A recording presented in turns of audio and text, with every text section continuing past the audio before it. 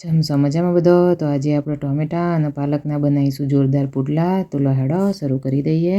તો એના માટે અહીંયા 1 કપ ચણાનો લોટ લીધો છે અને 100 ગ્રામ જેટલી પાલક લઈને એને ક્રશ કરી દીધી છે. આપણે હાવ ક્રશ નહીં કરી દેવાનું, થોડું આવું મોટું મોટું રાખવાનું છે અને એને ચણાના લોટમાં નાખીને ગઠ્ઠા ના રહે એવી રીતે ખીરું બનાવી લેવાનું છે.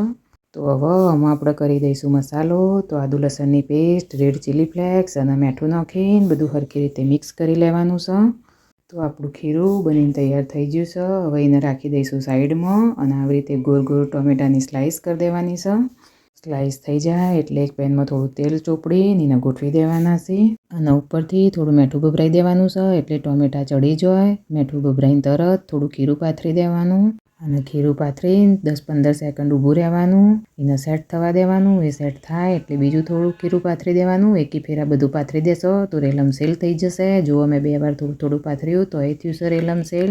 પણ આવું થાય તો આપણે હાથા વાટકી હોય એનાથી આવી રીતે થોડું થોડું સેટ કરી લેવાનું અને ઢોકીને 3-4 મિનિટ મૂકી રાખવાનું છે અને એક બાજુ ચડી જાય એટલે આવી રીતે ફેવરી લેવાનું છે. પછી થોડું તેલ નાખીને અને બીજી બાજુએ ઢોકીને 3-4 મિનિટ ચડવા દેવાનું છે. આ પુડલા બહુ જાડા નહીં કરવાના, નકર વચ્ચે ચણાનો લોટ કાચો રહેશે.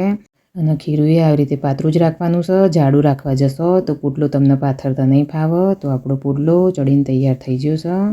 હેડતાણ ખાઈને કહું જેવો બન્યો છે તો ઊંધી લાઈક અને સબસ્ક્રાઈબ કરી દેજો. Thanks for watching.